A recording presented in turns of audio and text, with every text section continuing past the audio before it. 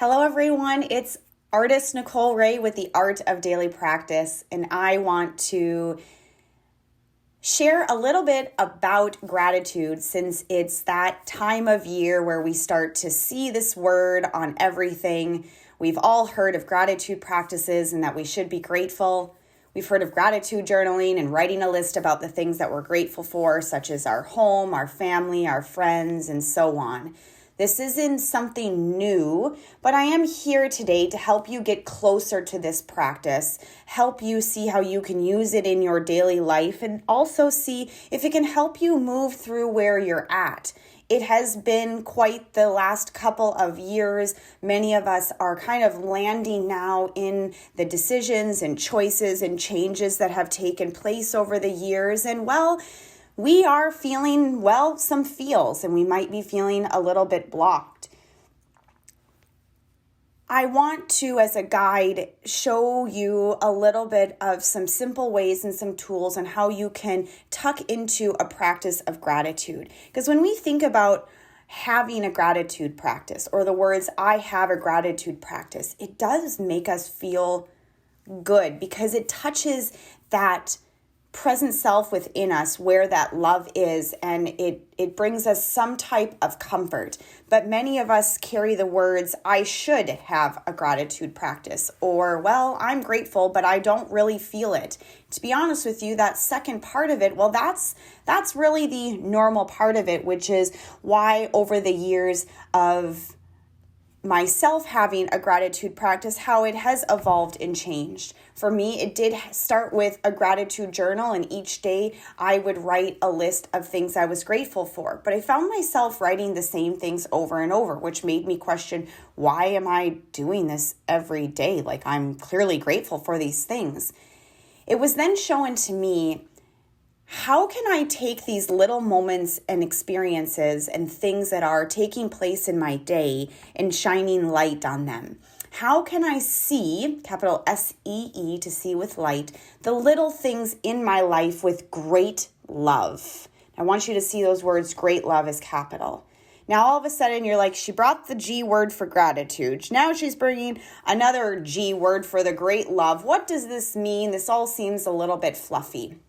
To see the little things in your life with love or great love could be to see the little things in your life with peace, with clarity, with understanding, with faith, with confidence, whatever it is that you need. We all hear that soft whisper within ourselves when we are feeling a little bit blocked or a little bit closed, or there's something heavy laying on our heart or in our mind. We do know that there's another way, and gratitude and the practice of forgiving, which we'll talk about here shortly, can help you navigate those things.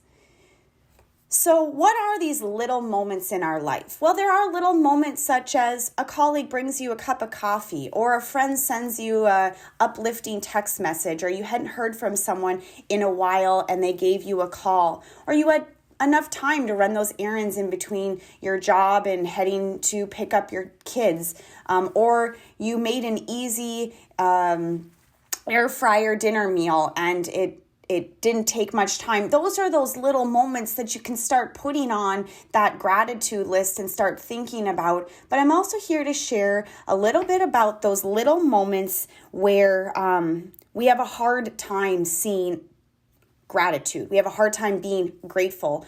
Or in another way, we have a hard time being proud of ourselves, such as, for example, you finally got your screaming toddler into the car and off to daycare, and you get in the car and you're just feeling, defeated. There's a little voice that talks to you, and that little voice might be saying, why can't I be better? I need to have more time in the morning. I'm just not enough. Or maybe you submitted a work project or a school project a moment before the deadline, and instead of being proud of yourself, that little voice is saying, I'm procrastinating, why do I always do this, I can't do this, etc. It's in this moment here that kind of ego voice, that monkey mind, jumps in and tells us something that, is heavy. So not only were you experiencing a heavy moment, now you've got that voice saying, you're not enough, you could have done this better, you're not doing enough, and so on. It's in these moments that We can tuck into a practice of gratitude, or really self-gratitude, by saying, no, I am proud of myself. I'm doing a good job, and I am moving forward in the best way I know how. Now, some of you are like, that's absolutely impossible for me to do. So that's where the F word comes in, the word forgive. Now, I know we've talked about gratitude and love, and many of you are like, and I'm going to turn this off right now. Just stay with me. The F word, forgive, is to be seen as two separate words within the art of daily practice. FOR-GIVE. Envision a heart as that dash and an arrow going from the word give up to that heart. What it means is a choice that you can make to give love. Remember, love carries everything that it is that you need. So to give love, patience, peace, understanding, clarity, a way into whatever it is that you're carrying, so that you can see, capital S-E-E, with light, to see beyond where you're at, so that a shift can take place in you. Now, I know this seems a little bit fluffy, but we all carry heavy thoughts, feelings, emotions, beliefs, negative self-talk, and that stuff is hard to move through, but this is one way, one tool to have in your toolbox to help you navigate through. So what does it sound like in the moments above? Well, it sounds like this. I forgive and release my screaming toddler. I forgive and release beating myself up that I'm not enough. I forgive and release being hard on myself for not giving myself enough time in the morning. Forgive and release not thinking I'm a good parent. I forgive and release procrastinating and not allowing myself time. I forgive and release that negative voice that tells me unkind things, and so on. Okay? So remember how in the beginning we talked about that gratitude list and having those big things on our gratitude list, such as our family, relationships, work, our home, the holiday seasons, and so on. Those kind of land on our list, but we don't really know where to go with them. Sometimes we don't know where to go with them because we're carrying, again, a heavy thought, feeling, emotion, belief that's blocking you from, well, tucking into more love, tucking into that great love. And so I am here to talk about how you can use the F word of forgive and apply it to some of these big gratitude topics, such as relationships. So what we're going to do is we're going to use the forgive practice. We're going to then tuck into an affirmation for gratitude and an affirmation to strengthen the truth within us, which is an I am affirmation. So you want to feel grateful for your partner, but you're feeling disconnected, angry, or resentment. Sounds like this. I forgive and release my partner and the resentment and anger I'm carrying. I'm grateful for my partner and for the moments that we've made it through. I'm seeing my partner with love. Those last two, that gratitude statement and that I am affirmation, well, you might be like, I don't believe that. This is unauthentic. I don't want to say this. But if we do meet the F word, the forgive practice prior, it does allow some space for you to lay this down. And the reason we practice is because we don't believe these things to be true. If we did, then we wouldn't need to practice. So kind of take a look at that, okay? When we practice forgive, we're saying that whatever it is that we're carrying matters so much, we're willing to give love away in. So just be mindful, because sometimes my students will say, well, if I forgive something, it doesn't mean that it actually matters, or I don't want to let it go. Forgive is going to give love away in so that you can see it differently, okay? Let's take a look at, for example, your job, your work, your career. You want to feel grateful in your job, but you're feeling unfulfilled, burned out, underpaid, and so on. The practice of forgive. I forgive and release my job and my emotions I have towards my work, team members, clients. I forgive and release feeling burned out. Let's meet our gratitude. I'm grateful for my job and that I'm able to provide for myself and family. I am fulfilled at work and believing in my vision. Your forgive statement is going to look a little bit different, as well as your gratitude and I am. They don't have to be very long. It could be I forgive and release my job, period. Okay? You're just saying I'm allowing love to come into what it is that I'm carrying because I so need to see this differently so that I can keep going. Your home. You want to feel grateful for your home. You want to feel more connected, but you're feeling the stress of your to-do list, the house projects, the repairs. Maybe it's cluttered and disorganized or not clean. I forgive and release my home and it not being clean like I want it to. I forgive and release the long to-do list and the pressure I've been carrying to get these done. I'm grateful for our home and the mess. I am at ease in my home.